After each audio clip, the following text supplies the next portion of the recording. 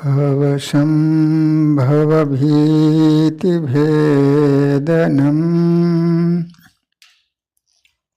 सुखसम्पत् करुणानिकेतनम्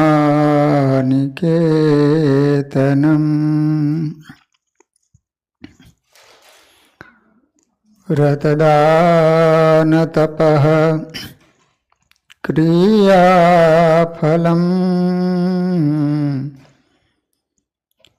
सहजानन्दगुरुं भजे सदा। ॐ अवतारिणे श्री स्वामिनारायणाय नमो नमः। श्री हरिकृष्णाय घनश्यामाय नीलकंठाय श्रीयोदासाय नमो नमः। बोलो स्वामिनारायण भगवाननी जय। श्री हरिकृष्ण महाराजनी जय। श्री नरनारायण देवनी जय। श्री लक्ष्मीनारायण देवनी जय। श्री रेवती बड़देवजी महाराजनी जय।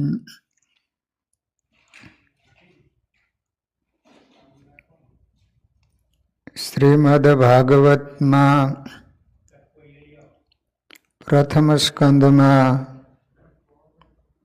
सूत पुराणी सौनक आदिक ऋषिओं ने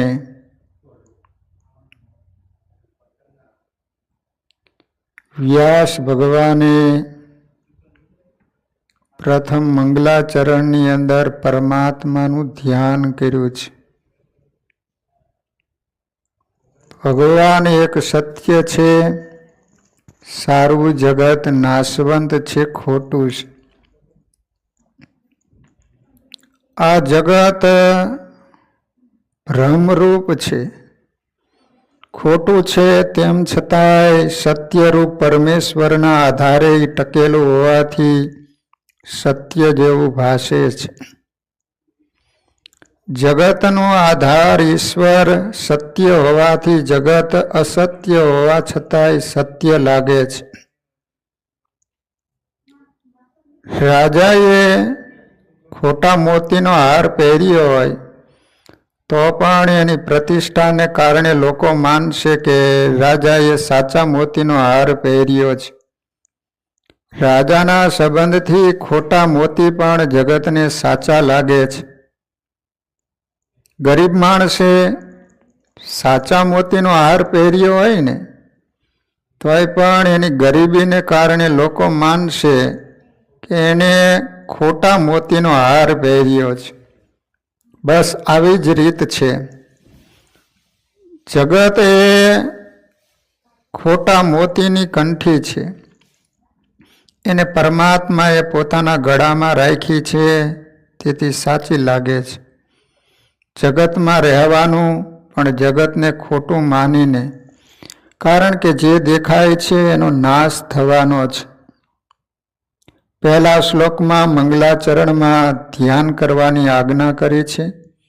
हवे भागवतना पहला स्कंदना पहला अध्यायनो बीजो श्लोक ए भागवतनी प्रस्तावना रूप छे। भागवतनो मुख्य विषय कियो, भागवतनो अधिकारी कोण वगैरेनु आमां वर्णन छे।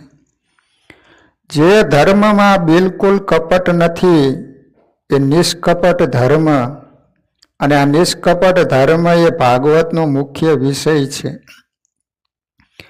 कोई पण लौकिक फल मेळववानी इच्छा ए धर्म में कपट छे। मनुष्य जे सत्कर्म करे एनुं फल पोताने मळे एम ईच्छे ए धर्म में कपट छे। धर्म में कपट आवशे तो भक्ति ए भोग थई जशे।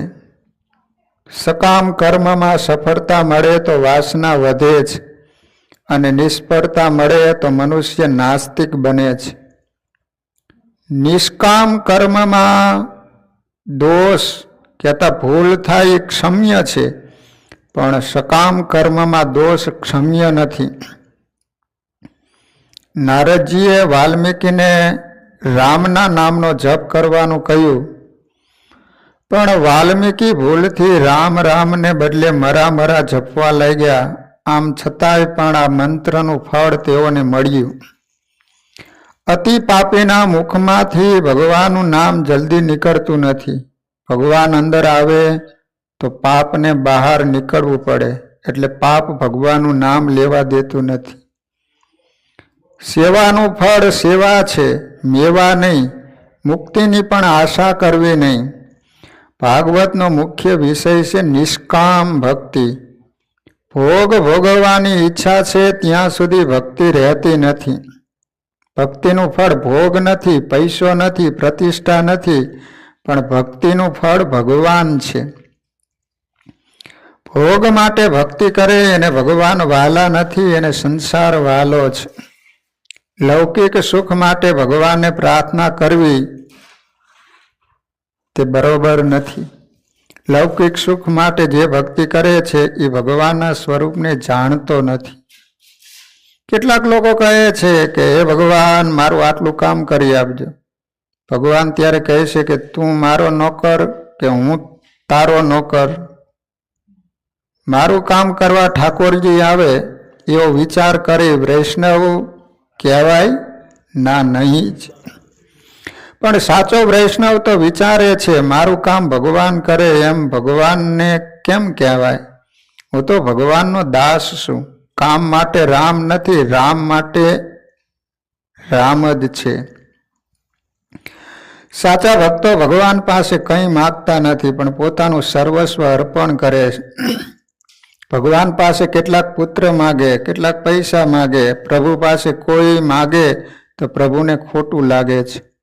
ભગવાન વિચારે છે મારું કામ કરવા કોઈ મંદિરમાં આવતા નથી, પણ પોતાનું કામ મારી મારફત કરાવવા જ આવે છે.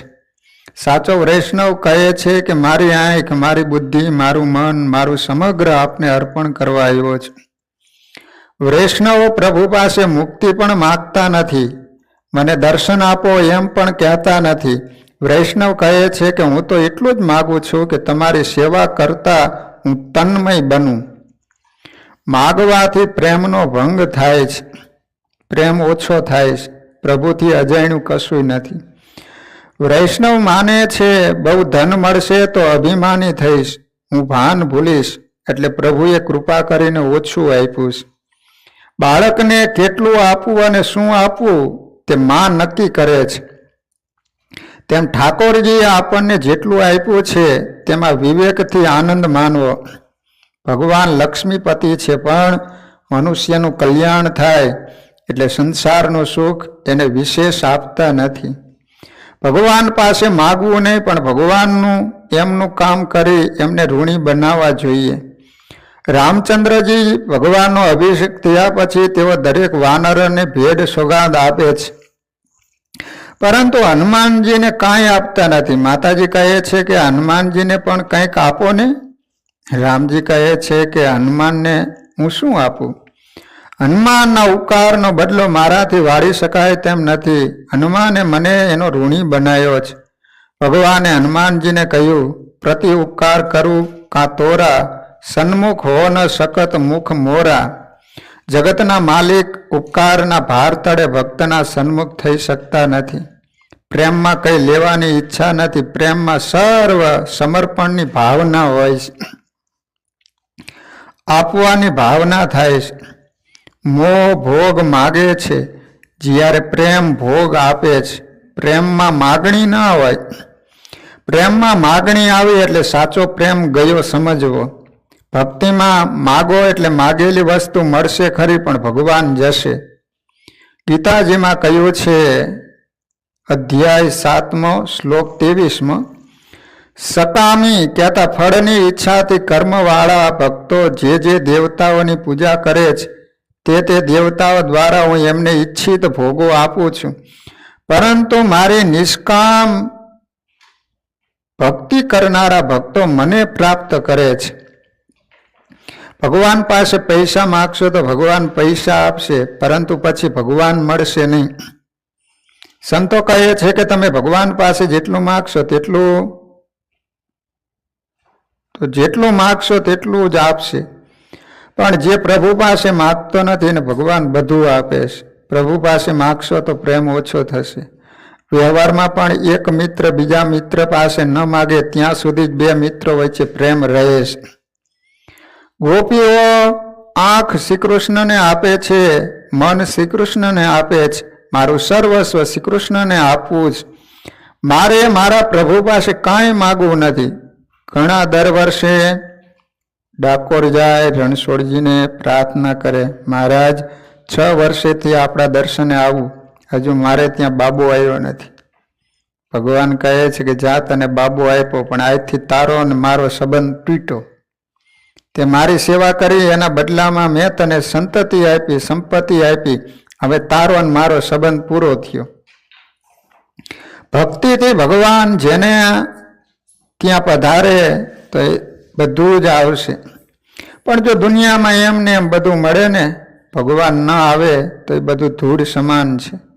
ઠાકોરજીએ ઓછું આપ્યું તો માનવું, મારા ઠાકોરજી પરિપૂર્ણ છે, પણ મારી લાયકાત નથી એટલે ઓછું આપ્યું છે. દીકરો જો લાયકાત ન હોય તો પિતા પણ પુત્રને પૈસા આપતા નથી. મનુષ્ય લાયક થાય એટલે એને બધું મળશે, મુક્તિ પણ મળશે. નિષ્કામ ભક્તિ ઉત્તમ છે. વૈષ્ણવો મુક્તિની પણ અપેક્ષા રાખતા નથી. હરિના જન તો મુક્તિ ન માગે. પરમાત્માની સેવા સ્મરણમાં જે દેહભાન ભૂલે છે એને તો મુક્તિ પણ ગમતી નથી. અરે પ્રભુના નામમાં જેને પ્રીતિ થઈ છે, સેવા સ્મરણમાં જેને તન્મયતા થઈ છે, એ જ્યાં બેઠો છે ત્યાં મુક્તિ જ છે.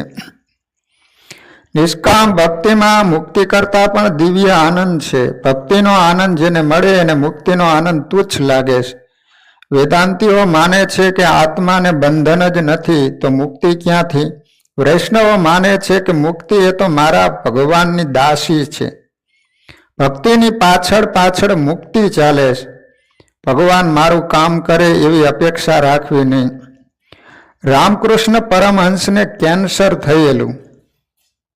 શિષ્યો કહે, માતાજીને કહો કે તમારો રોગ સારો કરે. રામકૃષ્ણે કહ્યું, મારી માતાને હું મારા માટે તકલીફ આપીશ નહીં. ભક્તિનો અર્થ એવો નથી કે પોતાના સુખ માટે ઠાકોરજીને ત્રાસ આપે, પરિશ્રમ આપે. માગવાથી મૈત્રીનું ગૌરવ ટકતું નથી. સાચી મૈત્રી સમજનાર માગતો નથી. સુદામાની ભગવાન સાથેની મૈત્રી જુઓ. સુદામાની સ્થિતિ ગરીબ હતી, પણ સુદામા જ્ઞાની હતા. 6 શાસ્ત્ર અને 4 વેદનું એમને જ્ઞાન હતું. પરંતુ એમણે નિશ્ચય કરેલો કે ધનના માટે મારે જ્ઞાનનો ઉપયોગ કરવો નથી. જ્ઞાનનું ફળ પૈસો નથી. જ્ઞાનનો ઉપયોગ મારે પરમાત્માના ધ્યાનમાં કરવો છે. સુદામા દેવ ઘરમાં જ કથા કરતા. પતિ વક્તા અને પત્ની શ્રોતા. કમસે કમ રવિવારના દિવસે તો આવું અત્યારના જમાનામાં આપણા ઘરમાં કરી શકાય. મિત્રો માટે લાલો માખણ ચોર બન્યો છે. ચોરી કરી પણ લાલાએ માખણ ખાધું નથી. મિત્રો ભગવાનને વાલા છે. જે જીવ પરમાત્મા સાથે મૈત્રી કરે એ પ્રભુને વાલો લાગે છે. સુશીલા સુદામા દેવને કહે છે કે તમે દ્વારકાનાથને મળવા જાઓ. સુદામાએ કહ્યું કે હું દરિદ્ર નારાયણ અને લક્ષ્મી નારાયણ, હું ત્યાં જઈશ તો લોકો માનશે કે આ માગવા આવ્યો છે. સુશીલાએ કહ્યું, હું માગવા જવાનું કહેતી નથી, એ તમને જોતા જ સમજી જશે. પ્રભુની 1000 આંખો છે. ફૂલના બગીચામાં બેસો એટલે માગ્યા વગર સુવાસ આવે છે. સુદામા ભગવાનને મળવા આવ્યા છે. દ્વારકાનાથનો વૈભવ એને જોયો, પણ સુદામાજીએ જીભ બગાડી નથી. સુદામાને લાગ્યું અને જોયું કે મને જોતા જ મારા કૃષ્ણની આંખમાંથી આંસુ નીકળેલા. જો એમને મારા દુઃખની કથા કહીશ તો મારા પ્રભુને વધારે દુઃખ થશે. મારા દુઃખ તે મારા કર્મનું ફળ છે. એટલે સુદામાએ ભગવાનને કશું કહ્યું નથી. શ્રી કૃષ્ણે પૂછ્યું કે મિત્ર, તારો સંસાર કેમ ચાલે છે? સુદામાએ કહ્યું કે મારો સંસાર સુખમય છે.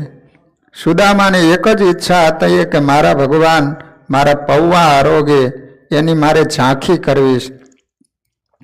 સુદામા માગવા આવ્યા નથી, પોતાનું સર્વસ્વ અર્પણ કરવા આવ્યા છે. ઈશ્વર પહેલા સર્વસ્વ લેશે, તે પછી પોતાનું સર્વસ્વ આપશે. જીવ નિષ્કામ બને છે ત્યારે ભગવાન એની પૂજા કરે છે. ભક્તિ નિષ્કામ હોય તો ભગવાન પોતાના સ્વરૂપનું દાન ભક્તને કરે છે. જે કંઈ પણ માગતો નથી તેને પ્રભુ આત્મ સ્વરૂપનું દાન કરે છે. જીવ જ્યારે જીવપણું છોડી ઈશ્વરના દ્વારે જાય છે ત્યારે ઈશ્વર પણ ભગવાન પણ ભૂલે છે. સુદામા 10 દિવસના ભૂખ્યા હતા, ઘરમાં છોકરાઓ પણ ભૂખ્યા હતા, તો પણ સુદામાએ પોતાનું સર્વસ્વ કહેતા મુઠ્ઠી પૌવા ભગવાનને આપી દીધા. સુદામાના પૌવા ભલે મુઠ્ઠી જેટલા હશે પણ એ સર્વસ્વ હતું. પૌવાની કિંમત નહોતી, સુદામાના પ્રેમની કિંમત હતી કે માલિકને હું શું આપું. સુદામા જેવો કોઈ લાયક થયો નથી અને કૃષ્ણ જેવો કોઈ દાની થયો નથી. ભગવાને પણ સુદામાને પોતાના જેટલું જ ઐશ્વર્ય આપ્યું છે. ભગવાન તો પરિપૂર્ણ છે, પરિપૂર્ણ આપે તો પણ પરિપૂર્ણ રહે છે. પૂર્ણસ્ય પૂર્ણમાદાય પૂર્ણમેવાવશિષ્યતે. મારા સુખ માટે મારા ઠાકોરજીને દુઃખ થાય તો મારી ભક્તિ વૃથા છે એમ સમજવું. ભગવાન પાસે કાંઈ માગવું નહીં, તેથી ભગવાન ઋણી બને છે. ગોપીઓએ શ્રીકૃષ્ણ પાસે કાંઈ માગ્યું નથી. ગોપીઓને કોઈ લૌકિક સુખની અપેક્ષા નહોતી. ગોપીઓની ભક્તિ નિષ્કામ હતી, એટલે ભગવાન ગોપીઓના ઋણમાં રહ્યા. નિષ્કામ ભક્તિથી ભગવાન ઋણી બને છે. ગોપી ગીતમાં પણ ગોપીઓ ભગવાનને કહે છે, અમે તમારી નિષ્કામ ભાવે સેવા કરતી દાસીઓ છીએ. કુરુક્ષેત્રમાં શ્રીકૃષ્ણ તેમજ ગોપીઓ મળે છે ત્યારે પણ ગોપીઓએ કશું માગ્યું નથી. ફક્ત એટલું જ ઈચ્છે છે કે સંસાર રૂપી કૂવામાં પડેલાઓને તેમાંથી બહાર નીકળવાના અવલંબન રૂપ આપણું ચરણ કમળ અમે ઘરમાં રહીએ તો પણ અમારા મનમાં સદાકાળ પ્રગટ રહે. અમારી બીજી કોઈ ઈચ્છા નથી. ગોપીઓનો પ્રેમ શુદ્ધ છે. ગોપીઓ જ્યારે લાલાનું સ્મરણ કરે ત્યારે તેને પ્રગટ થવું પડે છે. ગોપીઓની નિષ્કામ ભક્તિ એવી છે કે લાલાને ખેંચી લાવે છે. જ્યાં ભક્ત છે ત્યાં ભગવાન છે. ભક્ત ભગવાન વગર રહી શકે નહીં અને ભગવાન ભગત વગર રહી શકે નહીં. ભક્ત અને ભગવાન એક જ છે. ગોપીઓ અને કૃષ્ણ એક જ છે. તુકારામ તેથી તો કહે છે કે ભલે મને ભોજન ના મળે પણ 24 કલાકમાં એક ક્ષણ પણ હે વિઠ્ઠલનાથ મને તમારાથી અલગ ના કરશો. સુદામા અને ગોપીઓનો આદર્શ અને નિષ્કામ ભક્તિ આંખ સમક્ષ રાખી યાદ કરી તેવી ભક્તિ, નિષ્કામ ભક્તિ એ ભાગવતનો મુખ્ય વિષય છે. નિષ્કામ ભક્તિ શ્રેષ્ઠ છે. ગોપીઓનો શ્રીકૃષ્ણ પ્રત્યેનો પ્રેમ આનું ઉદાહરણ છે. ગોપીઓને મુક્તિની ઈચ્છા નહોતી. શ્રીકૃષ્ણનું સુખ એ જ અમારું સુખ એવો પ્રેમનો આદર્શ હતો. શુદ્ધ પ્રેમમાં પ્રિયતમના સુખનો જ વિચાર કરવાનો, પોતાના સુખનો નહીં. એક ગોપીએ ઉદ્ધવને સંદેશો આપ્યો છે કે કૃષ્ણના વિયોગમાં અમારી દશા કેવી છે એનો ઉદ્ધવજી આપે અનુભવ કર્યો છે. મથુરા ગયા પછી શ્રીકૃષ્ણને કહેજો કે આપ મથુરામાં આનંદથી બિરાજતા હો તો અમારા સુખ માટે વ્રજમાં આવવાનો પરિશ્રમ કરશો નહીં. અમારો પ્રેમ જાતને સુખી કરવા માટે નહીં પણ શ્રીકૃષ્ણને સુખી કરવા માટે છે. શ્રીકૃષ્ણના વિયોગમાં અમે દુઃખી છીએ, વિલાપ કરીએ છીએ, પરંતુ અમારા વિરહમાં જો તેઓ મથુરામાં સુખી હોય તો સુખી રહે. અમારા સુખ માટે તેઓ અહીં ન આવે, પરંતુ તેઓને પોતાના સુખ માટે આવવું હોય તો ભલે આવે. શાંડિલ્ય મુનિએ પોતાના ભક્તિ સૂત્રમાં લખ્યું છે કે બીજાના સુખે સુખી થવું એ પ્રેમનું લક્ષણ છે. તત્સુખે સુખિત્વમ પ્રેમ લક્ષણમ. ધન્ય છે ગોપીઓ અને વ્રજ ભક્તોને. ગોકુલ અને મથુરા વચ્ચે કંઈ લાંબુ અંતર નથી, તેમ છતાં શ્રીકૃષ્ણને મળવા ગયા નથી. એક ગોપી વિચારે છે કે હું ત્યાં મથુરા મળવા જઈશ પણ હું મળવા જાઉં અને લાલાને કાંઈક પરિશ્રમ થાય તો, તેઓને સંકોચ થાય તો, ના, મારા લીધે મારા લાલાને પરિશ્રમ ના થવો જોઈએ. લાલાના દર્શન કરતા મને તો આનંદ થશે, પણ મને જોતા કદાચ મારા લાલાને સંકોચ થાય કે આ ગામડાની ગોવાલણ સાથે હું રમતો હતો, ના, મારે મથુરા જવું નથી. મારા પ્રેમમાં જ કોઈ ખામી હશે એટલે તેઓ મને છોડીને ગયા છે, એ મારો જ દોષ છે. મારો પ્રેમ સાચો હશે તો જરૂર તેઓ ગોકુળ આવશે. ત્યાં સુધી હું વિયોગનું સુખ સહન કરીશ. લાલાના વિયોગમાં આંસુ પાડવામાં એ ઘણું સુખ મળે છે. લાલાના વિયોગમાં એનું સ્મરણ કરતા એના મિલન જેટલો જ આનંદ મળે છે. લાલાનો વિયોગ હોય તો બધું હોવા છતાં દુઃખ છે. ગોપીઓનો પ્રેમ આવો નિષ્કામ પ્રેમ છે. લાલાનો આશ્રય લે એ નિષ્કામ બને છે. તેથી શ્રી કૃષ્ણ કહે છે કે મને ગોકુળમાં ગોપીઓ સાથે જે આનંદ મળ્યો તેવો દ્વારકામાં નથી. ગોપીઓની આવી ભક્તિથી પરમાત્મા ગોપીઓના ઋણમાં રહ્યા છે. આ ગોપી પ્રેમનો મહિમા એક ઉત્કૃષ્ટ ઉદાહરણ જોવા જેવું છે. શ્રી કૃષ્ણ એકવાર બીમાર પડ્યા. પ્રભુ બીમાર શું પડે, બીમાર પડવાનું નાટક રચ્યું. નારદજી ત્યાં આવ્યા છે, પૂછે છે બીમારીની દવા શું? પ્રભુએ કહ્યું દવા છે પણ મળતી નથી. કોઈ પ્રેમી ભક્ત એના ચરણની રજ આપે તો જ મારો રોગ સારો થાય. નારદજીએ પટરાણીઓ પાસે અને મહેલમાં બધે ચરણ રજની માગણી કરી. સઘળી રાણીઓ આંચકો અનુભવે. પ્રાણનાથને ચરણ રજ આપીએ તો મોટું પાપ લાગે. માલિકની ચરણ રજ લેવાય, અપાય નહીં, નરકમાં જવું પડે. નરકમાં કોણ જાય? કોઈ પણ પદ રજ આપવા તૈયાર થયા નહીં. નારદજી થાકીને પોતે તો હતા પરમ ભક્ત, પણ પોતાની ચરણ રજ આપી નહીં. રજમાં આવ્યા. ગોપીઓને વાત સાંભળી કે મારો લાલો બીમાર છે. ગોપીઓ આફડી ફાફડી થઈ ગઈ.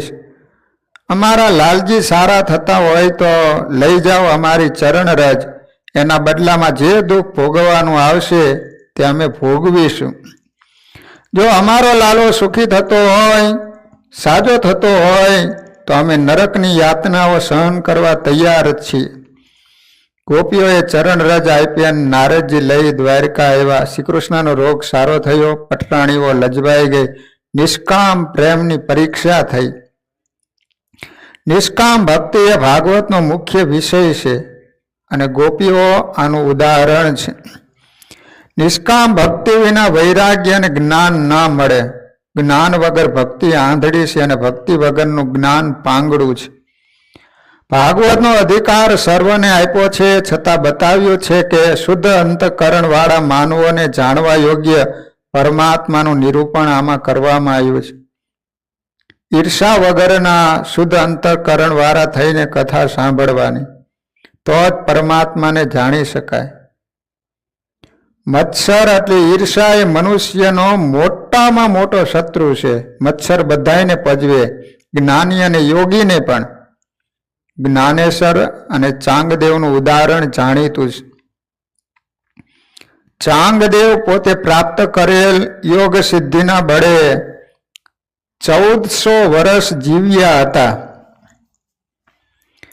મૃત્યુને 14 વખત તેઓએ પાછું ઠેલ્યું હતું. તેઓ સિદ્ધિમાં ફસાયેલા હતા. તેમને પ્રતિષ્ઠાનો મોહ હતો. તેઓએ જ્ઞાનેશ્વરની કીર્તિ સાંભળી.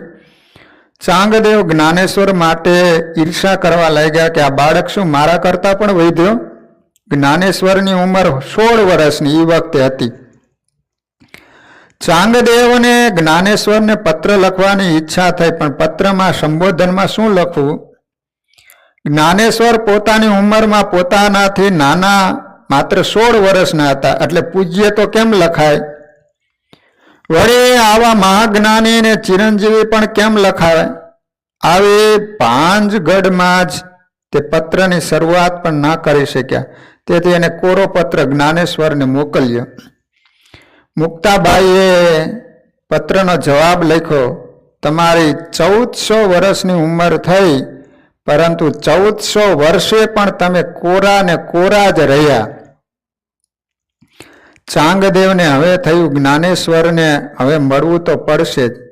પોતાની સિદ્ધિઓ બતાવવા એને વાઘ ઉપર સ્વારી કરી અને સર્પની લગામ બનાવી અને જ્ઞાનેશ્વરને મળવા ઉપડ્યા. જ્ઞાનેશ્વરને કોઈએ કહ્યું કે ચાંગદેવ વાઘ ઉપર સ્વારી કરીને તમને મળવા આવે છે. જ્ઞાનેશ્વરને થયું આ ડોસાને સિદ્ધિઓનું અભિમાન છે. તેમને બોધ પાઠ આપવા જ્ઞાનેશ્વરે વિચાર્યું સંત મળવા આવે એટલે એમનું સ્વાગત કરવા સામે તો જવું જોઈએ ને. તે વખતે જ્ઞાનદેવ ઓટલા ઉપર બેઠા હતા. એને ઓટલાને ચાલવાનું કહ્યું. પથ્થરનો ઓટલો ચાલવા માંડ્યો. ઓટલાને સામેથી આવતો જોઈ ચાંગદેવનું અભિમાન પીગળી ગયું. ચાંગદેવને થયું મેં તો હિંસક પશુઓને વશ કર્યા, ત્યારે આ જ્ઞાનેશ્વરમાં તો એવી શક્તિ છે કે જળને પણ ચેતન બનાવી શકે તેવો બંનેનો મેળાપ થયો. ચાંગદેવ જ્ઞાનેશ્વરના શિષ્ય બન્યા. આ દ્રષ્ટાંત વિશેષમાં બતાવે છે કે હઠયોગથી મનને વશ કરવા કરતાં પ્રેમથી મનને વશ કરવું ઉત્તમ છે. ચાંગદેવ હઠયોગી હતા. હઠથી બળાત્કારથી અને મનને વશ કરેલું. યોગ મનને એકાગ્ર કરી શકે છે પણ મનને હૃદયને વિશાળ કરી શકતું નથી. એટલે ચાંગદેવ જ્ઞાનેશ્વરની ઈર્ષા કરતા હતા. હૃદયને વિશાળ કરે છે ભક્તિ. ભક્તિથી હૃદય પીગળે છે, વિશાળ થાય છે. મત્સર કરનારનો આલોક અને પરલોક બંને બગડે છે. મનમાં ઈર્ષા રાખવી નહીં. મનમાં રહેલા મત્સરને કાઢશો તો મન મોહનું સ્વરૂપ મનમાં ઠસી જશે. જાણવું એ બહુ કઠણ નથી, જીવનમાં ઉતારવું એ કઠણ છે. કથા કરનાર ઘણા છે, કથા સાંભળનારા પણ ઘણા છે, પરંતુ કથા સાંભળી જીવનમાં ઉતારનારા ઓછા છે. કથા સાંભળી અને કથાના સિદ્ધાંતો જીવનમાં ઉતારવાના છે. જ્ઞાન જ્યારે ક્રિયાત્મક બને છે ત્યારે લાભ થાય છે. કથા સાંભળ્યા પછી પાપ ના છૂટે તો આ કથા સાંભળી શું કામની? કોઈ જીવ પ્રત્યે કુભાવ રાખો તો તે ઈશ્વર પ્રત્યે કુભાવ રાખવા જેવું છે. કહે છે કે જેવી ભાવના તમે બીજા માટે રાખશો તેવી ભાવના તે તમારે માટે રાખશે. બીજા સાથે વેર રાખનારો પોતાના સાથે વેર કરે છે, કારણ સર્વના હૃદયમાં ભગવાન રહેલા છે. નૈમિષારણ્ય એ સાત્વિક ભૂમિ છે. તેમાં 88,000 ઋષિઓનું બ્રહ્મસત્ર થયું છે. ભાગવતની કથા એ યજ્ઞ નથી પણ સત્ર છે. યજ્ઞ અને સત્ર વચ્ચે ઘણો તફાવત છે. યજ્ઞ કરનારો જ યજમાન છે, જ્યારે સત્રમાં તો દરેક શ્રોતા એ યજમાન છે. યજ્ઞમાં માત્ર એક વ્યક્તિને યજ્ઞનું પૂર્ણ ફળ મળે છે, બીજાને યજ્ઞનું પૂર્ણ ફળ મળતું નથી. યજ્ઞમાં ફળની વિષમતા છે, જ્યારે સત્રમાં કથામાં દરેકને સરખું ફળ મળે છે. ફળમાં સામ્ય એનું નામ સત્ર અને ફળમાં વિષમતા એનું નામ યજ્ઞ છે. કથામાં હજારો રૂપિયા ખર્ચનારા અને જે ગરીબથી કંઈ થઈ શકે નહીં ને વંદન કરે તો તેવા ફક્ત વંદન કરનારને એમ બંનેને સરખું ફળ મળે છે. તે બ્રહ્મસત્રમાં એકવાર સૂતજી પધાર્યા છે. સૌનકજીએ સૂતજીને પ્રશ્ન કર્યો કે જીવ માત્રનું કલ્યાણ સાથી થાય છે તે કહો, કલ્યાણનું સાચું સ્વરૂપ બતાવો. કેટલાક માને છે કે અમે બંગલામાં રહીએ છીએ એટલે કલ્યાણ થઈ ગયું. કેટલાક માને છે કે અમે મોટર ગાડીમાં ફરીએ છીએ એટલે કલ્યાણ થઈ ગયું. પણ રસ્તામાં મોટરમાં પંચર પડે ત્યારે ખબર પડે કે કેટલું કલ્યાણ થયું છે. મનુષ્ય માત્રનો કલ્યાણ થાય તેવો ઉપાય બતાવો. કળિયુગમાં બુદ્ધિનો શક્તિનો નાશ થયો છે, તેથી રોગો બહુ વધ્યા છે. આ યંત્ર યુગમાં લોકોને કામ કરવાની ઈચ્છા થતી નથી. આરામ કરવાથી તન મન બગડે છે. કળિયુગના શક્તિહીન માણસો પણ જે સાધન કરી શકે તે સાધન બતાવો. આ કળિયુગના મનુષ્યો મંદ બુદ્ધિવાળા અને મંદ શક્તિવાળા છે. તેથી સાધન કઠણ હશે તો એ કરશે નહીં. કોઈ સરળ સાધન બતાવો. સાધન સરળ હશે તો એ કરી શકશે. કળિયુગના માણસો ભોગી છે એટલે એને મંદ બુદ્ધિવાળા કહ્યા છે. કળિયુગના માણસો એટલા ભોગી છે કે એક આસને બેસી 8 કલાક ધ્યાન કરી શકશે નહીં. જેનું શરીર સ્થિર નથી, જેની આંખ સ્થિર નથી, એનું મન સ્થિર થઈ શકતું નથી. કળિયુગના માનવી પોતાને ચતુર બુદ્ધિવાળો સમજે છે, પણ વ્યાસજી ના પાડે છે. સંસારના વિષયો પાછળ પડે તે ચતુર શાનો? વ્યવહારના કાર્યમાં મનુષ્ય જેવો સાવધાન રહે છે તેવો પરમાત્માના કાર્યમાં સાવધાન રહેતો નથી. પૈસા ગણે ત્યારે બહુ સાવધાન, પણ આત્મકલ્યાણના કાર્યમાં ઉપેક્ષા રાખે છે. જે કરવું જોઈએ કરતો નથી તે બુદ્ધિમાન કહેવાય. શાસ્ત્રો કહે છે કે 100 કામ છોડીને ભોજન કરો, 1000 કામ છોડીને સ્નાન કરો, 1,00,000 કામ છોડી દાન કરો અને કરોડ કામ છોડીને પ્રભુનું સ્મરણ કરો, ધ્યાન કરો, સેવા કરો. ઘરના કાર્યો કર્યા પછી માળા ફેરવવાની નહીં, પરંતુ પ્રભુના નામનો જપ કર્યા પછી બધા કાર્યો કરવા. કળિયુગના મનુષ્યો જે કરવાનું નથી એ પહેલું કરે છે, અને જે કરવાનું છે એ કરતા નથી. શું આ મંદ બુદ્ધિ નથી? એટલે વ્યાસજીએ કળિયુગના માનવીને મંદ બુદ્ધિ શક્તિવાળા કહ્યા છે. ઈશ્વર વિના સંસારના બધા વિષયો પ્રિય કહેતા થોડો સમય પ્રિય લાગે અને પછી અણગમો થાય છે. તે શ્રેય એટલે જે વિષય કાયમ પ્રિય લાગે. માત્ર પરમાત્મા ભગવાન છે. પ્રેયને છોડી શ્રેયને પકડે એ જ બુદ્ધિમાન છે. બહુ પૈસા મળે એ ભાગ્યશાળી નથી. અતિ સંપત્તિ વધે એટલે મનુષ્ય પ્રમાદી થાય છે. અતિ સંપત્તિ મળે એટલે તેનામાં વિકાર વાસના વધે છે. પરંતુ જેને ભજનાનંદી સાધુનો સત્સંગ મળે તે ભાગ્યશાળી છે. કળિયુગના માનવી મંદ ભાગી છે.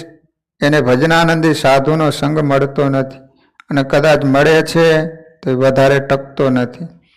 88,000 શ્રોતાઓ છે, પણ લાઉડ સ્પીકર વગર સાંભળી શકે છે.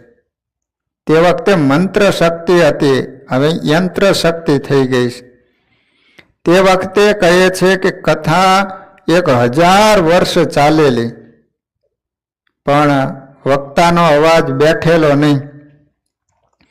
પ્રથમ સ્કંદનો આ પહેલા અધ્યાયને પ્રશ્ન અધ્યાય પણ કહે છે. શૌનકજીએ સૂતજીને અનેક પ્રશ્નો કર્યા છે. શ્રેય પ્રાપ્તિનું સાધન શું છે તે સમજાવો.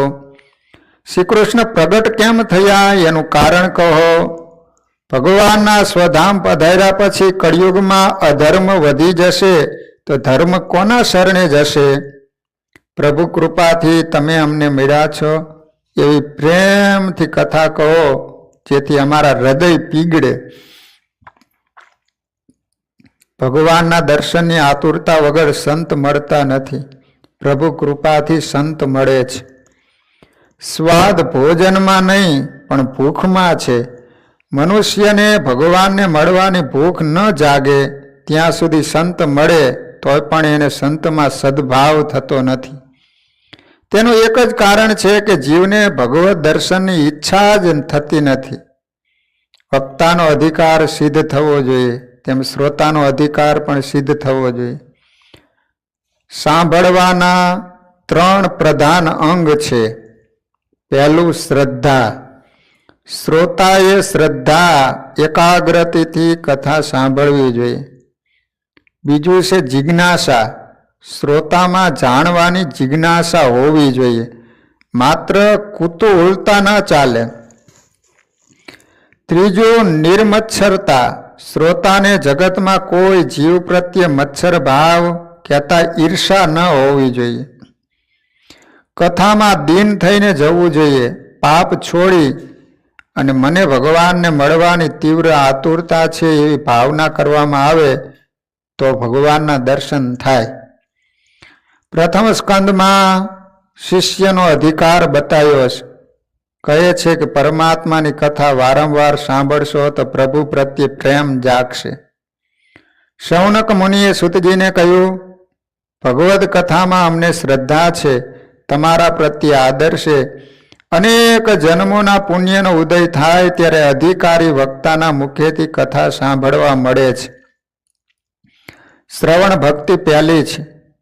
રૂક્ષ્મણીજીએ કૃષ્ણને લખેલા પોતાના પત્રમાં લખ્યું છે કે તમારી કથા સાંભળ્યા પછી તમને પરણવાની ઈચ્છા થઈ. શ્રુત્વા કહેતા સાંભળવું એવો શબ્દ ત્યાં છે. ભગવાનના ગુણો સાંભળવાથી ભગવાન પ્રત્યે પ્રેમ ઉત્પન્ન થાય છે. શ્રોતામાં વિનય હોવો જોઈએ શૌનક મુનિની જેમ, અને વક્તામાં પણ વિનય હોવો જોઈએ. સૂતજી વક્તા બન્યા અને વિનય દાખવે છે. પ્રથમ શ્રોતાઓને ધન્યવાદ આપ્યો છે અને પછી સૂતજી કથા કહે છે કે કથા સાંભળીને તમારે જે કરવું જોઈએ તે તો તમે કરો જ છો. તમે શાંતિથી શ્રવણ કરો છો એટલે મારું મન ભગવાનમાં સ્થિર થાય છે. તમે બધું જાણો છો પણ મારા ઉપર ઉપકાર કરવા પૂછો છો. તમે જ્ઞાની છો, પ્રભુ પ્રેમમાં પાગલ છો, પણ મારું કલ્યાણ કરવા તમે પ્રશ્ન કર્યો છે. પ્રભુના ગુણોનું કોણ વર્ણન કરી શકે, પણ કથા કરી હું મારી વાણીને પવિત્ર કરું છું. આરંભમાં સૂતજી સુખદેવજીને વંદન કરે છે, તે પછી નારાયણને વંદન કરે છે.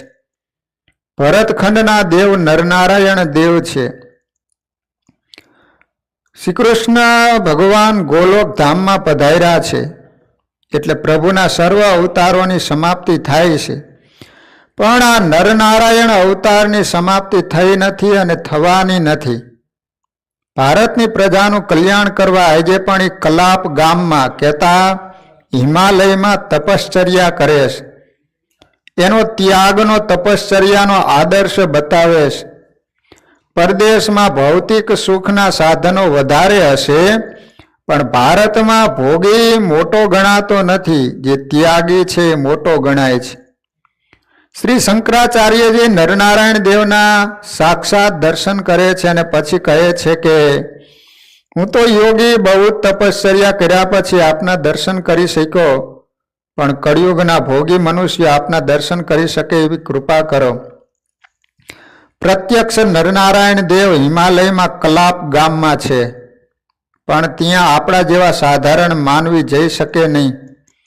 શંકરાચાર્યને ભગવાને એ વખતે આદેશ કર્યો કે બદ્રીનારાયણમાં નારાયણ કુંડ છે, ત્યાં સ્નાન કરો. ત્યાંથી તમને મારી જે મૂર્તિ મળશે એની સ્થાપના કરો. મારી આ મૂર્તિના જે દર્શન કરશે તેને મારા પ્રત્યક્ષ દર્શન કર્યા જેટલું પુણ્ય ફળ મળશે. બદ્રીનારાયણની સ્થાપના શંકરાચાર્યજીએ કરી છે. ડેનીભાઈ તમે ગયા છો બદ્રીનારાયણ? નથી ગયા? ત્યાં નરનારાયણ દેવ બિરાજે છે અને એ શંકરાચાર્યજી બદ્રિકાશ્રમમાં ગયા હતા. બદ્રીનાથની જાત્રા જેને કરી હશે એને ખબર હશે. બદ્રીનાથ જતા વિષ્ણુ પ્રયાગ અને ત્યાંથી આગળ જોશી મઠ આવે છે. જોશી મઠમાં ગંગા કિનારે એક વૃક્ષ છે.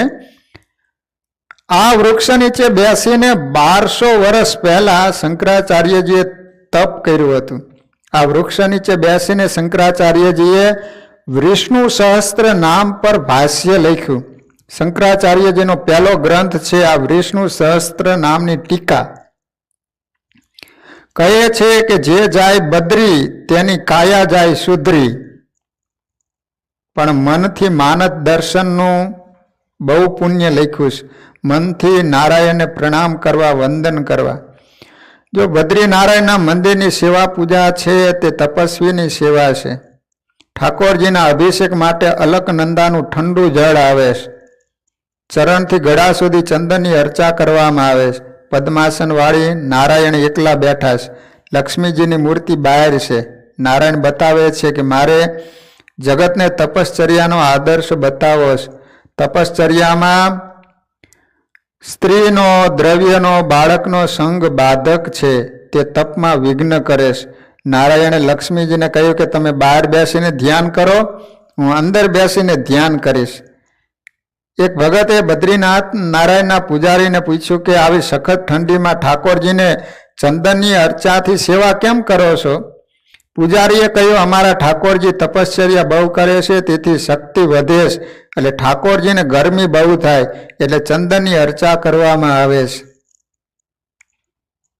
આ રીતે ભાગવતજીમાં નૈમિક સારણ્યની અંદર સૂતજી પ્રથમ નારાયણ ભગવાન, ત્યારબાદ સરસ્વતીજીની પ્રાર્થના કરે છે અને ત્યારબાદ કથાનો પ્રારંભ કરે છે. તો જે સૂતજી સૌનક આદિક ઋષિઓને કથા સંભળાવે છે એ સારી કથાઓ આપણે કાલે શ્રવણ કરીશું. અહીંયા કથાનો સમય પૂરો થતાં ભગવદ સ્મરણ સાથે કથાને વિરામ. શ્રીપતિમ શ્રીધરમ સર્વદેવેશ્વરમ ભક્તિધરમ આત્મજમ વાસુદેવમરી માધવમ કેશવમ કામદમ કારણમ સ્વામિનારાયણમ નીલકંઠમ ભજે સહજાન સ્વામી મહારાજ. સ્વામિનારાયણ સ્વામિનારાયણ સ્વામિનારાયણ સ્વામિનારાયણ સ્વામિનારાયણ રાયણ સ્વામિનારાયણ સ્વામિનારાયણ સ્વામિનારાયણ સ્વામિનારાયણ સ્વામિનારાયણ સ્વામિનારાયણ સ્વામિનારાયણ સ્વામિનારાયણ સ્વામિનારાયણ સ્વામિનારાયણ સ્વામિનારાયણ સ્વામિનારાયણ સ્વામિનારાયણ સ્વામિનારાયણ સહજાન મહારાજની જય. હરિકૃષ્ણ મહારાજની, નરનારાયણ દેવની જય. લક્ષ્મીનારાયણ દેવની, રેવતી બળદેવજી મહારાજની જય. બધા જ હરિભક્તોને ઘણા ભાવથી જય સ્વામિનારાયણ.